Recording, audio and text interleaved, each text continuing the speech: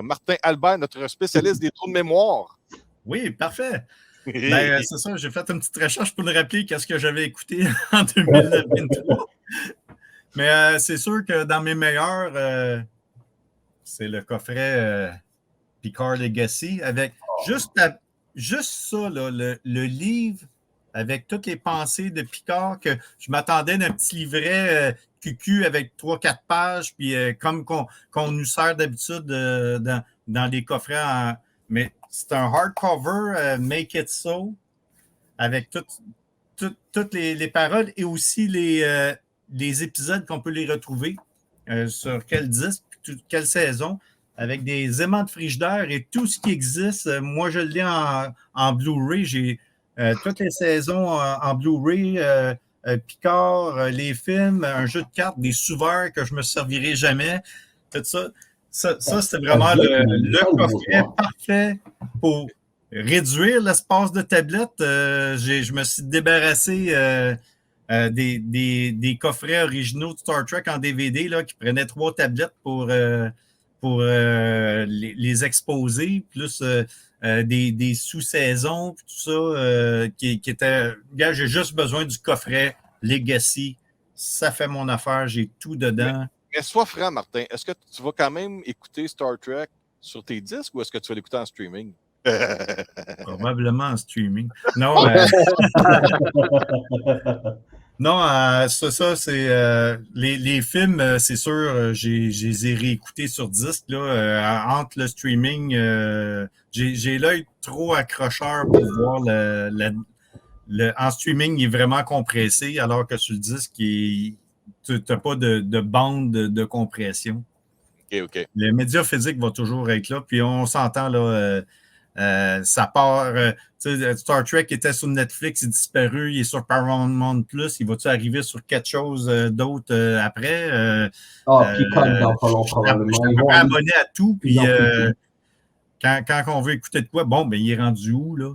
Je trouve ça un petit peu plate, là. C'est dans mon plus mauvais. Mais dans les bonnes affaires, ça, c'est en média physique, mais en streaming, là, moi, j'ai capoté la série Silo sur Apple Plus, là. Oui, Mathilde nous a parlé de ça. Que je me suis rendu compte après l'avoir écouté quelques mois plus tard que c'était basé sur des romans. Là, ça me tente de lire les romans parce qu'en attendant les autres saisons qui vont venir.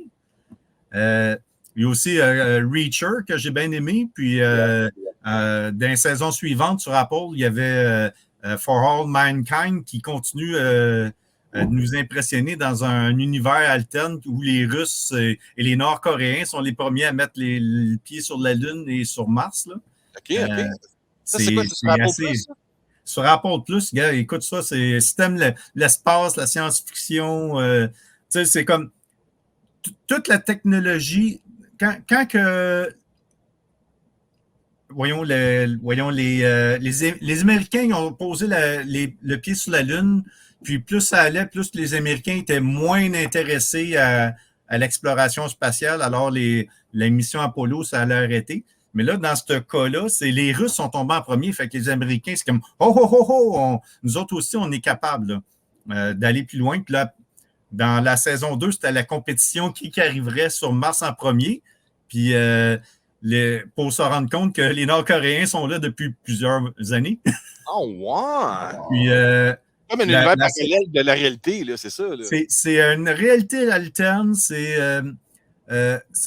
très politique, les gratteux de papier qui empêchent de tourner en rond, puis oups, il y a de quoi? Ah, ben là, l'urgence, ça change de place, puis là, dans la 3e saison, ils trouvent un astéroïde avec des métaux précieux, puis ils veulent la capturer, mais là, c'est la politique autour de tout ça.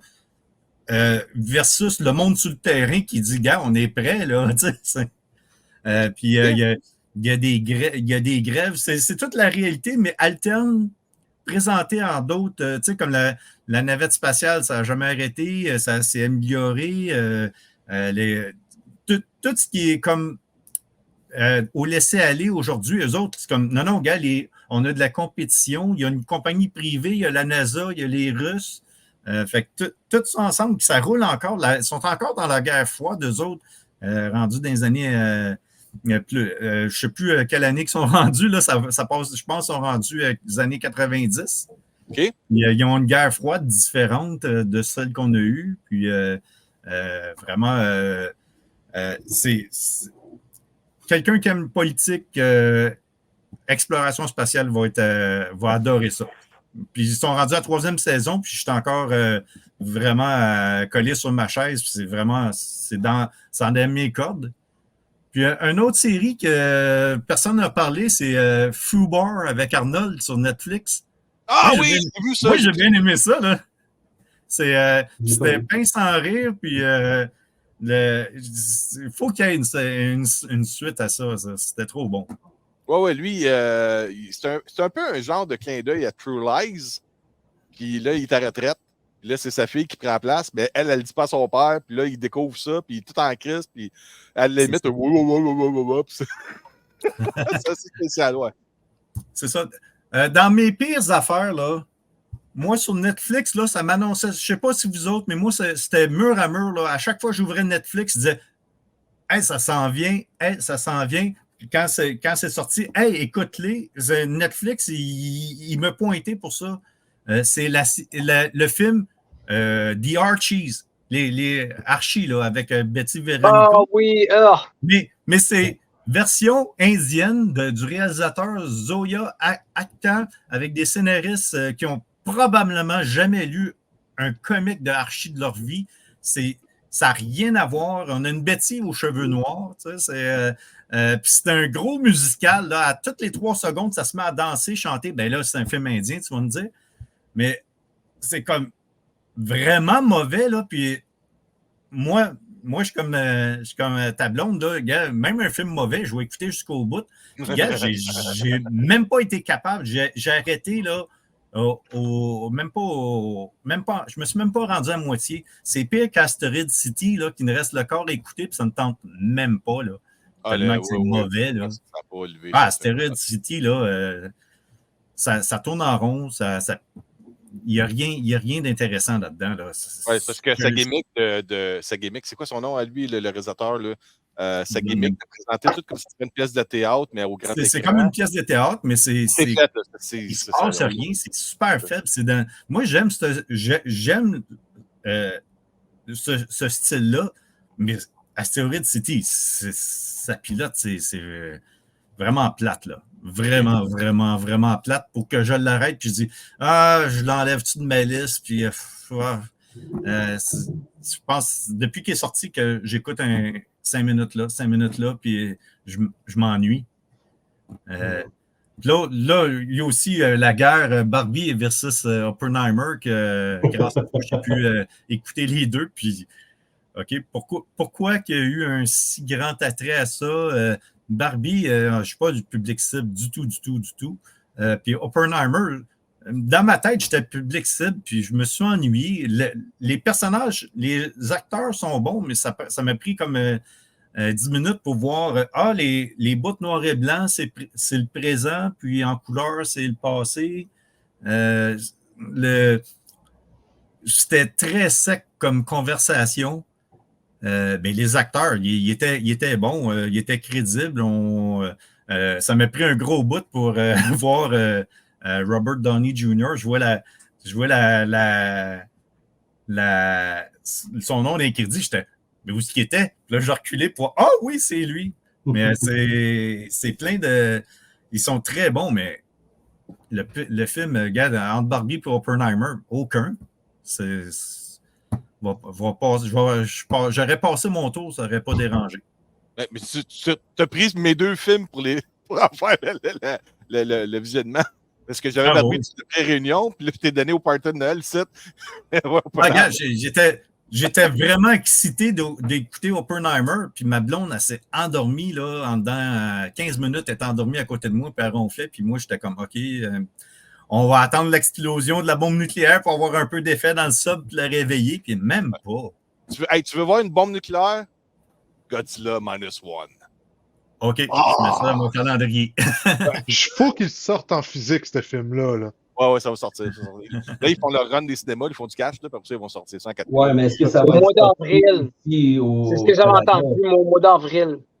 Moi, je m'engage à m'acheter une copie. Si je suis capable d'avoir une copie, puis ça vient de Toho, je sais pas si je peux avoir le contact. Et je m'engage à acheter des copies pour faire des concours de Godzilla Minus One. C'est à ce point-là que j'ai aimé ça, OK?